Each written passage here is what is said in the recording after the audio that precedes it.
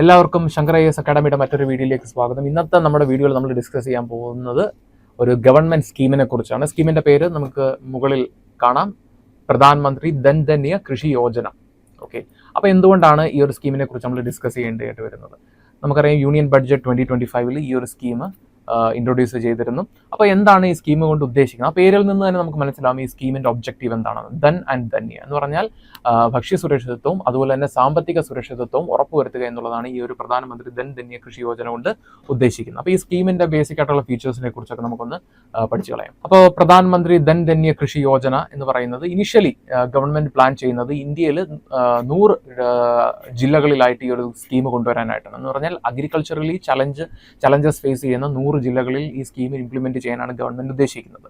ഇത് എന്തുകൊണ്ടാണെന്ന് ചോദിച്ചു കഴിഞ്ഞാൽ പ്രോബ്ലംസ് ലൈക്ക് ലോ ഈൽഡ്, കുറഞ്ഞ ഉൽപാദനം, അതുപോലെ തന്നെ ലാക്ക് ഓഫ് ഫൈനാൻഷ്യൽ ആക്സസിബിലിറ്റി, അതുപോലെ തന്നെ ബാക്ക്വേർഡ് ഇൻഫ്രാസ്ട്രക്ചർ, ഇത്തരം ചില പ്രോബ്ലംസിനെ അഡ്രസ് ചെയ്യാനാണ് ഗവൺമെന്റ് ഈ ഒരു പ്ലാൻ കൊണ്ട് ഉദ്ദേശിക്കുന്നത്. അതുപോലെ തന്നെ ഈ ഗവൺമെന്റ് സ്കീം നോക്കിക്കഴിഞ്ഞാൽ ഇതൊരു സെൻട്രലി സ്പോൺസേർഡ് സ്കീമാണ്. എന്ന് പറഞ്ഞാൽ ഒരു 75% ഫണ്ട് അലോക്കേറ്റ് ചെയ്യുന്നത് സെൻട്രൽ ഗവൺമെന്റ് ആണ്. പക്ഷേ സ്റ്റേറ്റ് ഗവൺമെന്റ്സ് ഒരു 25% ഫണ്ടും ഒപ്പം തന്നെ ഇംപ്ലിമെന്റേഷനും സ്റ്റേറ്റ് ഗവൺമെന്റ്സ് ആയിരിക്കും ചെയ്യുന്നത്. അതുകൊണ്ട് തന്നെ ഇതൊരു സെൻട്രലി സ്പോൺസേർഡ് സ്കീമാണ്.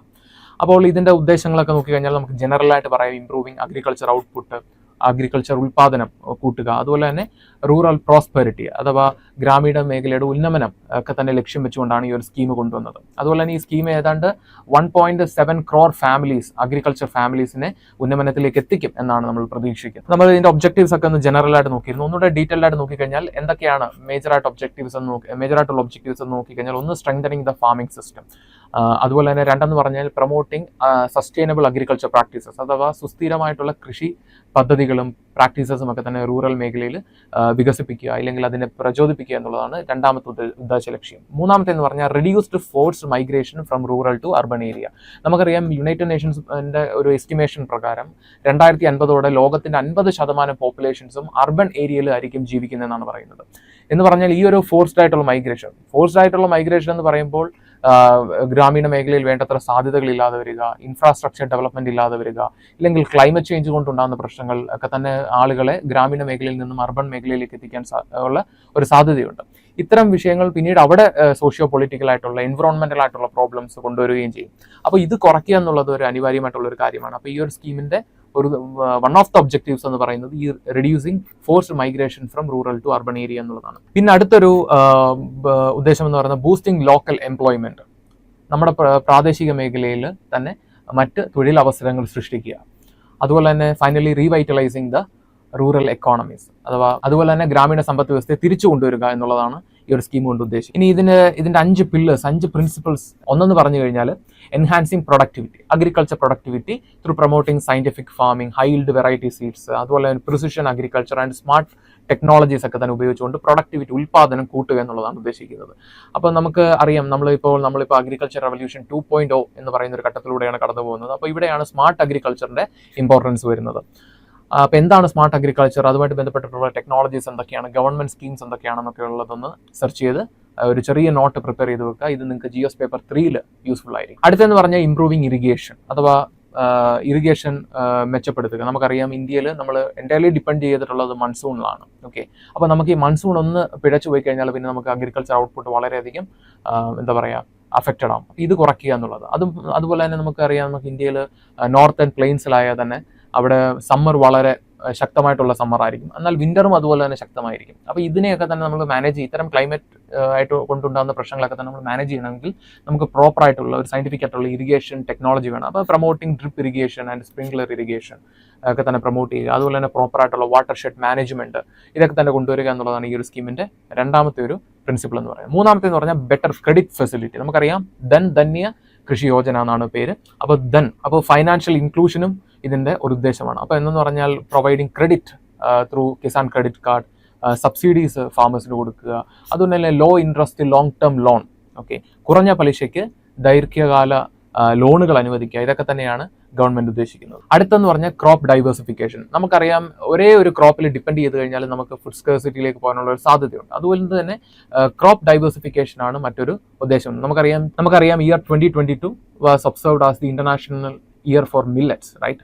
യുണൈറ്റഡ് നേഷൻസ് അതിനെ ഇന്റർനാഷണൽ ഇയർ ഓഫ് മില്ലറ്റ് ആയിട്ട് പ്രഖ്യാപിക്കുകയുണ്ടായി. അപ്പം നമുക്കറിയാം ഇനി മില്ലറ്റിന്റെ ഉപയോഗം എന്താണ് ഭാവിയിൽ. ഇപ്പം നമുക്കറിയാം ക്ലൈമറ്റ് ചേഞ്ച്, പക്ഷേ മില്ലറ്റ് എന്ന് പറയുന്നത് ഡ്രൈ ആയിട്ടുള്ള പ്രദേശങ്ങളിൽ പോലും നല്ലോണം വളരുന്ന ഒരു പ്ലാന്റ് ആണ്.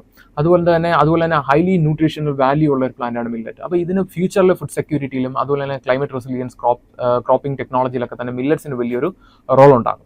അതുകൊണ്ട് തന്നെ promoting climate resilient crops promote ചെയ്യുക, അതുപോലെ തന്നെ promoting organic and natural farming, ഇതൊക്കെ തന്നെയാണ് ഈ ക്രോപ്പ് ഡൈവേഴ്സിഫിക്കേഷൻ കൊണ്ട് ഉദ്ദേശിക്കുന്നത്. അപ്പോൾ നമുക്കറിയാം പരമ്പരാഗത് കൃഷി വികാസ് യോജന എന്ന് പറയുന്ന ഒരു പ്രത്യേക സ്കീം തന്നെ ഗവൺമെന്റ് ഇതിന് വേണ്ടിയിട്ട് കൊണ്ടുവന്നിട്ടുണ്ട്, to promote the organic farming or natural farming in India. അതുപോലെ തന്നെ അവസാനത്തിലേക്ക് വരികയാണെങ്കിൽ സ്ട്രെങ്തനിങ് ദ ഇൻഫ്രാസ്ട്രക്ചർ. അതുകൊണ്ട് ഉദ്ദേശിക്കുന്നത് പറഞ്ഞു കഴിഞ്ഞാൽ developing the cold storage facilities, warehouses in panchayat and block level, താഴെ ലെവലിൽ തന്നെ കോൾഡ് സ്റ്റോറേജ് ഫെസിലിറ്റീസ് ഒക്കെ തന്നെ കൊണ്ടുവരിക എന്നുള്ളത് കൊണ്ട് ഉദ്ദേശിക്കുന്നുണ്ട്. പിന്നെ അടുത്തൊന്ന് പറഞ്ഞാൽ rural food processing units establish ചെയ്യുക to reduce the post harvest lost. For example, ഇപ്പം നിങ്ങൾ എടുത്തു കഴിഞ്ഞാൽ പാല്, ചില കമ്മ്യൂണിറ്റീസ് പാൽ ഉൽപ്പാദിപ്പിച്ച് ജീവിക്കുന്ന കമ്മ്യൂണിറ്റീസ് ഉണ്ട്. ഇപ്പം നിങ്ങൾ എടുത്തു കഴിഞ്ഞാൽ പാലിന് ഒരു ലിറ്ററിന് ചിലപ്പോൾ ഒരു പക്ഷേ 30 രൂപയോ അല്ലെങ്കിൽ 23 രൂപയൊക്കെ കിട്ടുള്ളൂ. പക്ഷേ ഈ പാല് തൈരാക്കി മാറ്റുകയാണെങ്കിൽ നിങ്ങൾക്ക് അത് ഏകദേശം 40 രൂപയ്ക്ക് വിൽക്കാൻ സാധിക്കും. എന്നാൽ അതേ പാല് നിങ്ങൾ പനീറാക്കി മാറ്റുകയാണെങ്കിൽ നിങ്ങൾക്ക് ഏകദേശം 90 രൂപയ്ക്ക് വിൽക്കാൻ സാധിക്കും. അപ്പോൾ ഇതുകൊണ്ട് രണ്ട് ഉപയോഗം എന്ന് പറഞ്ഞാൽ, ഒന്നെന്ന് പറഞ്ഞു കഴിഞ്ഞാൽ ഫാമേഴ്സിന്റെ ഇൻകം കൂട്ടും, രണ്ടാമത്തേന്ന് പറഞ്ഞു കഴിഞ്ഞാൽ ഫുഡ്സ് അല്ലെങ്കിൽ നമ്മൾ ഉൽപ്പാദിപ്പിക്കുന്ന വസ്തുക്കൾ ഒരിക്കലും പെറിഷായി പോവുകയില്ല. അപ്പോൾ ഇതാണ് ഈ ഒരു 5 പില്ലേഴ്സ് ഓഫ് പ്രധാനമന്ത്രി ധൻധന്യ കൃഷി യോജന എന്ന് കൊണ്ട് ഉദ്ദേശിക്കുന്നത്. അപ്പോൾ ഇതിന്റെ എക്സ്പെക്റ്റഡ് ബെനിഫിറ്റ്സ് എന്തൊക്കെയാണ് എന്ന് നോക്കിക്കഴിഞ്ഞാൽ, ഒന്നെന്ന് പറഞ്ഞാൽ ഇൻക്രീസ്ഡ് ഫാമേഴ്സ് ഇൻകം, ഫാമേഴ്സിന്റെ വരുമാനം വർദ്ധിപ്പിക്കുക. രണ്ടെന്ന് പറഞ്ഞാൽ റെഡ്യൂസിങ് മൈഗ്രേഷൻ, നമുക്ക് സഫീഷ്യൻ്റ് ആയിട്ടുള്ള ഓപ്പർച്യൂണിറ്റീസ് നമുക്ക് റൂറൽ മേഖലയിൽ തന്നെ കൊണ്ടുവരാൻ സാധിച്ചു കഴിഞ്ഞാൽ പിന്നീട് അർബൻ ഏരിയയിലേക്കുള്ള മൈഗ്രേഷൻ കുറയ്ക്കാൻ ഒരുപക്ഷെ സാധിച്ചേക്കും. അടുത്തെന്ന് പറഞ്ഞാൽ എൻഷുറിങ് അഗ്രികൾച്ചറൽ സസ്റ്റൈനബിലിറ്റി, നമുക്കറിയാം ടെക്നോളജീസ് യൂസ് ചെയ്യുന്നു, അതുപോലെ തന്നെ crop diversification, better irrigation facilities കൊണ്ടുവരുന്നതിലൂടെ അഗ്രികൾച്ചറൽ സസ്റ്റൈനബിലിറ്റി ഉറപ്പുവരുത്താൻ സാധിക്കും. പിന്നെ അടുത്തെന്ന് പറഞ്ഞാൽ strengthening the rural economies, strengthening the infrastructure, അതുവഴി നമുക്ക് റൂറൽ എക്കോണമിയിലേക്ക് പുതിയ സാധ്യതകൾ ഓപ്പൺ ചെയ്യാൻ സാധിക്കും. Finally improved market access for the farmers. So ഇതൊക്കെയാണ് expected benefits of this Pradhanmantri Dhandhanya കൃഷി യോജന കൊണ്ട് ഉദ്ദേശിക്കുന്നത്. ഈ ഒരു ടോപ്പിക്കിൽ നമ്മൾ എന്താണ് പ്രധാനമന്ത്രി ധൻധന്യ കൃഷി യോജന, അപ്പോൾ അതിൻ്റെ ഇമ്പോർട്ടൻ്റ് ആയിട്ടുള്ള ഫീച്ചേഴ്സ് എന്തൊക്കെയാണെന്നുള്ളത് നമ്മൾ ഡിസ്കസ് ചെയ്തു. സോ അതുകൊണ്ട് ഈ ഒരു ഡിസ്കഷൻ നിങ്ങൾക്ക് എന്തൊക്കെയാണ് മനസ്സിലായെന്ന് കമൻറ്റ് ചെയ്യുക. അപ്പോൾ നമുക്ക് ഈ ഒരു പ്രിലിംസ് പ്രാക്ടീസ് ക്വസ്റ്റ്യൻ നമുക്ക് നോക്കാം. സോ ക്വസ്റ്റ്യൻ എന്ന് പറയുന്നത്, what is the scheme's approach to improving irrigation facilities? അപ്പം option A, completely relying on monsoon rains, definitely not. നമുക്കറിയാം മൺസൂൺ ഒന്ന് എപ്പോഴും നമുക്ക് ഉറപ്പ് വരാൻ സാധിക്കില്ല. മേ ബി എൽനിനോ ലാനിനോ പോലെയുള്ള പ്രതിഭാസങ്ങൾ, എൽനിനോ വന്ന സമയത്ത് 2023 മൺസൂൺ കുറച്ച് അത്ര സ്ട്രോങ് ആയിരുന്നില്ല, നമുക്കറിയാൻ വേണം. അപ്പോൾ ഇത്തരം ചില പ്രതിഭാസങ്ങൾ അല്ലെങ്കിൽ കാലാവസ്ഥ വ്യതിയാനം വരുമ്പോൾ മൺസൂൺ വളരെ വീക്ക് ആകാറുണ്ട്. അത്തരം സാഹചര്യങ്ങളിൽ ഒരുപക്ഷെ അഗ്രികൾച്ചർ സെക്ടറിന് വലിയ അടി കിട്ടും. രണ്ടാമത്തെന്ന് പറഞ്ഞു കഴിഞ്ഞാൽ expanding micro irrigation systems like drip irrigation and sprinkler irrigation. Option C, shifting to desert farming techniques. ആ ഒരു സ്ഥിതിയിലേക്ക് നമ്മൾ ഇതുവരെ എത്തിയിട്ടില്ല. And option D, banning water intensive crops. Crop diversification എന്ന് പറയുന്നത് ഒരു ഉദ്ദേശ ലക്ഷ്യം തന്നെയാണ്, പക്ഷേ ഈ ക്വസ്റ്റ്യന്റെ ആൻസർ എന്ന് പറയുന്നത് option B, expanding micro irrigation system like drip and sprinkler irrigation. The correct answer is option B. അപ്പോൾ നിങ്ങൾക്ക് ഈ ടോപ്പിക് ഇഷ്ടപ്പെട്ടെന്ന് വിചാരിക്കുന്നു. വീണ്ടും ഒരു ടോപ്പിക്കായിട്ട് അടുത്ത വീഡിയോയിൽ കാണാം.